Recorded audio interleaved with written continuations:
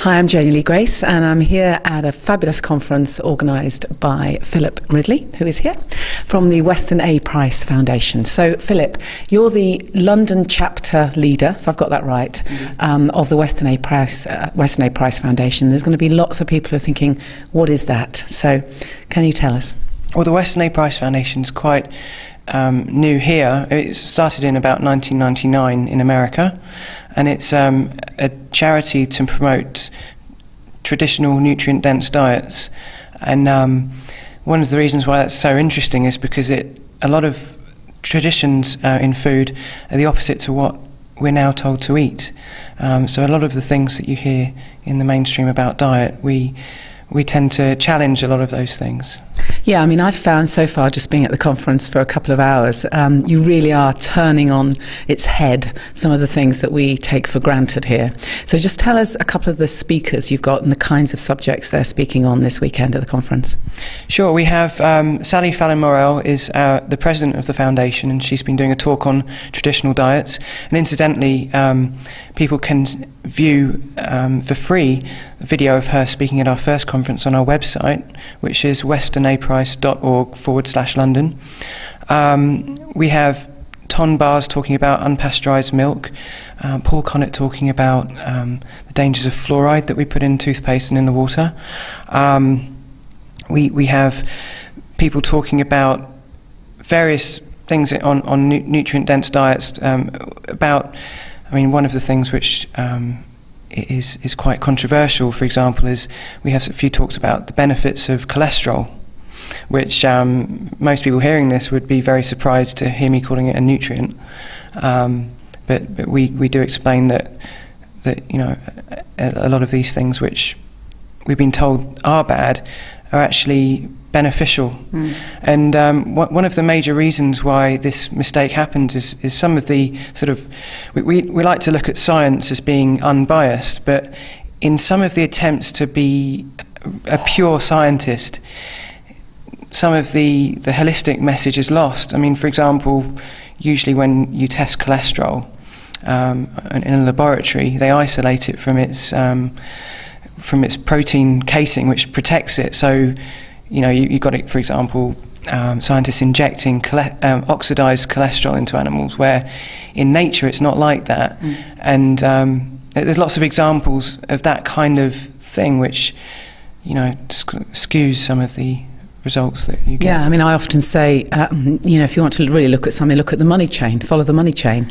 And as Sally was just saying in her talk, the whole thing that we're told about how terrible saturated fat is for us, and so we're all encouraged to eat margarines and refined and highly processed oils. And of course, the traditional Weston A. Price diet, well, just tell us what you've given us for lunch. I mean, you certainly would be including butter and various fats, wouldn't you? Absolutely, and we chose beef brisket because it's one of the fattier cuts. And what we explain is the fats in a grass-fed animal accumulate various nutrients. For example, the vitamin D from the sunshine, you won't get that from a factory-farmed animal that's inside. Vitamin A and K2 come from the grass. And you're going to get a lot of minerals from accumulating from the soil, from eating the grass, particularly if it's organic.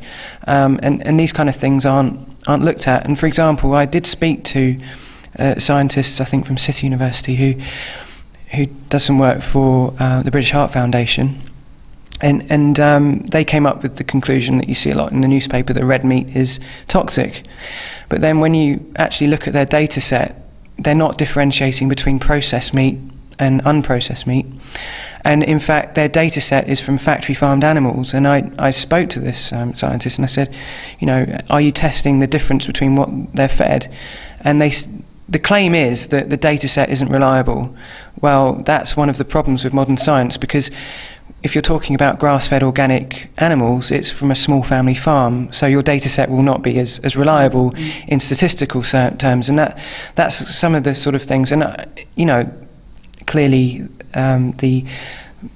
you follow the money as well, but whether or not that's true, that whether they're making excuses for themselves, it's hard to know, and I wouldn't want to second guess them, but it's, you certainly it gets a bit cloudy when you start looking at the actual data sources and see who's promoting it, for sure. So if we look into more of the work that you do, I'm sure you've given us the website already, I'm sure there are publications. If somebody wanted to start to follow this kind of diet, I mean, I know it's traditional, but we've come so far away from it, many of us, that we probably wouldn't know where to start. And certainly the answer wouldn't be, in many cases, in the supermarket. So where would you recommend for people living in the UK, where do they source grass-fed, milk from grass-fed cows, raw milk, if they eat meat from, grass-fed cows? I mean, it sounds so basic, but it's not happening in many areas, is it? So where would we go to find those suppliers? Well, one of the major things we look at is trying to promote where you can get unpasteurised milk, because the heating process damages a lot of the nutrients. And we provide lists, and if you go onto our website, there are the local chapters, and we compile lists. And the London chapter has a meetup group, and on there we have a directory. And we also, if people can contact us directly, it's very difficult for some of the artisan products, and we have quite a few good ones exhibiting here. And grass-fed meat, sometimes, I mean, what I would say in the supermarkets, it's always grain finished, even the high-end ones. Sorry, it's grain finished, and that causes problems. So they're not fully grass-fed, even the organic in the supermarket. Quite often you have to go to your farmer's market. And what we say is you've got to look for your local farmers. And it can be a hard struggle to find them, but when you find a good local farmer, and then you create that relationship. And what's great, of course, is that you are buying local, so this is all to do with, sustainability as well, which is what's so great about what you do. It's very much about buying local, but that sort of thinking global thing. Well, absolutely. And one of the big challenges we've got in a lot of the local traditional foods is the economics, because once you get into that corporate food chain, the margins being received by farmers are so low that they can't afford staff, and a lot of them are going out of business, particularly dairy farmers. The price of wholesale milk is plummeted. So if you talk about local communities, you can't build a community if all the local farmers aren't making enough money to employ people and actually produce. So for example, when you buy raw milk from a local farmer, they can get 50 pence or even more a pint. And from the supermarket, they might get about 20p. And for organic farmers, that quite often is below the cost of production. So effectively, the supermarket chains are almost pricing organics out of the picture. Well, it's really interesting to talk to you. There's lots more we could talk about.